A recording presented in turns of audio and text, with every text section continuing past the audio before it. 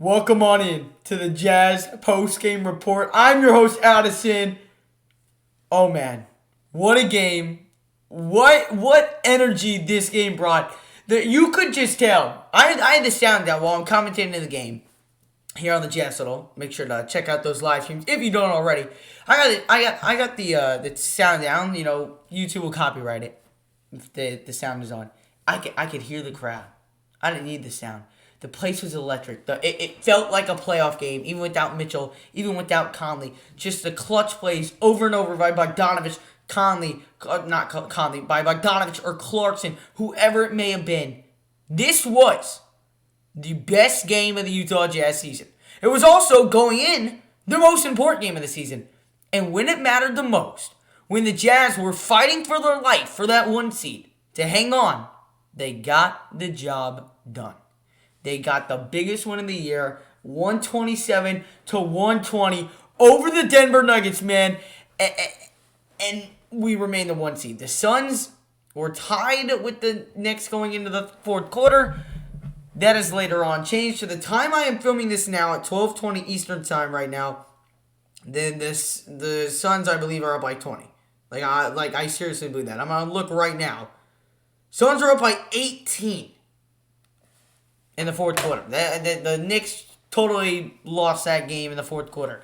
But that's why even tonight was even more important to get the win over the Denver Nuggets. And we're going to break it down. It was a rough start for the Jazz. A terrible start. I didn't start streaming the game, as you guys know, until the second quarter. But the first quarter, it was just rough. The Nuggets literally cannot miss. They started 12 of 13 from the floor, especially Michael Porter Jr. I believe he finished with like 22, 25 points. He played a sensational game. You also had Jokic, who had 24 points as well. Denver shot the ball really well tonight. They had 120 points. That's not easy to do, especially against our defense. But when you've got Bogdanovich dropping 48 points, I've never seen Bogdanovich play like he has ever in his career. And this was his career high, obviously. 48 points. His other career high was 44 back in 2016 when he set that with Brooklyn. But ever since Mitchell and Conley have been out, Bogdanovich has taken this league by storm. This is his fifth game since they've been out, Mitchell and Conley, that he has dropped 30-plus points. So now imagine what's going to happen when we bring Mitchell and Conley back into the picture. Think about how much better this team is going to be. It's going to be amazing. But, you just look at it. Again, that terrible start. The Nuggets got up 11 in that first quarter, but then the Jazz came storming back. They almost took the lead at the end of the first before the Nuggets scored with 1 second left at the end of the first. Then the Nuggets took advantage of the Jazz in the second quarter. The Jazz shot poorly in the second quarter. I believe only scoring like 23, 25 points in quarter number 2. But they managed to only be down 4 at halftime. And then it was back and forth the whole game. It was Jokic, throwing some punches. You had Austin Rivers, who decides to go off on Utah every single time they play. He was dropping in some big buckets for the Denver Nuggets. But when it came down to it, you had Clarkson, Bogdanovich knocking down the big shots. And then, my goodness, George Niang. Not a lot of people are going to talk about George Niang after the night that Clarkson and Bogdanovich had, but I'm going to talk about George Niang. Niang played, arguably, in my opinion, the best game of his season. Yes, he only dropped 13 points, but it was all in the second half, and all of his shots mattered. He had some clutch shots, man, which really gave us the edge. Gobert, when it was 114-111, we're talking about clutch.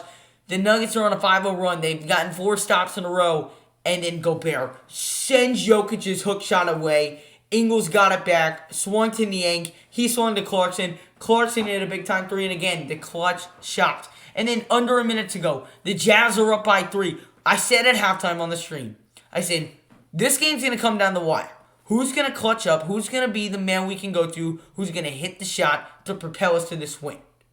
That man was Jordan Clarkson. Under a minute to go. It's a 3-point game. Clarkson hits the dagger. And we keep the 1 seed. And now that we touched on the game, obviously you want to touch on the standings. The Suns have officially won over the New York Knicks. They're up by 23, I'm sorry. But you look at the standings now in the Western Conference. The Jazz up 1 game on the Suns. They'll be up 1.5 tomorrow, assuming they beat the Rockets. That game is the last game of a 5-game homestand for the Utah Jazz. So then you got 4 games left. The Warriors, Trailblazers, Thunder, Kings. Right now, you've got to win them all to maintain that 1 seed. You would think the Rockets, Thunder, and Kings would be a win. So as long as you pick up a win on Monday and Wednesday, you're going to be looking at a really good chance to be the... No, if we win out, we are the 1 seed. But it's just important to keep on winning. But winning this game was the biggest win of the season because, man, oh man, I can't even put it into words how huge it was. We would be the 2 seed tonight if we had lost this game. And losing this game was 100% a real chance of happening.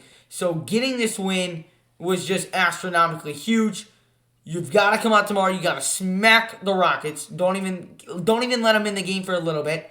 And then 2 big games, Warriors, Trailblazers, Monday, Wednesday. You win both those games, which I feel like we should. You got the Thunder and Kings to end the year. Those are games you have to win if you want to be the number 1 seed in the Western Conference.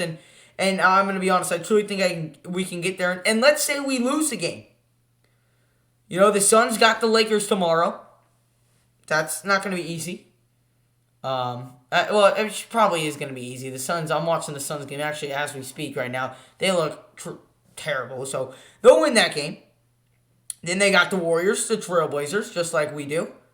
And then they got the Spurs in a back-to-back, who they did lose to earlier in the year by 25 without DeMar DeRozan and White. So the Suns have some losable games in there.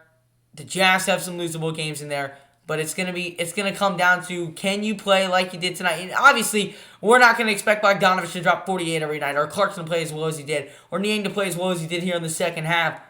But you've got to get that out of someone. You've got to be able to play at a consistent enough rate where you can close out these final 5 games of the year and get the 1 seed. Because getting the 1 seed not only assures you home court advantage for the whole playoffs, but as long as the Lakers win their first playing game, which I would imagine they would with a fully healthy LeBron James and Anthony Davis, maybe not fully healthy, but with a healthy, relatively LeBron James and Anthony Davis, that means the Suns are going to have to play the Lakers in the first round. And that's why getting that 1 seed is so, so important, guys. So, that's all from the post-game report. I'm not too energetic right now. Normally, I'm a little more energetic, but it's 12 o'clock in the morning, and I'm really tired. And trust me, I used up all my energy on tonight's stream, man. So, really do appreciate all the support, guys. Make sure if you did enjoy it, smash up the like, hit that subscribe, and ring that post notification bell. If you have not done so already, so you never miss when we go live or post a post-game report here on the Jazz Huddle. We appreciate all your support, and we'll see you tomorrow night for the Jazz and Rockets live stream.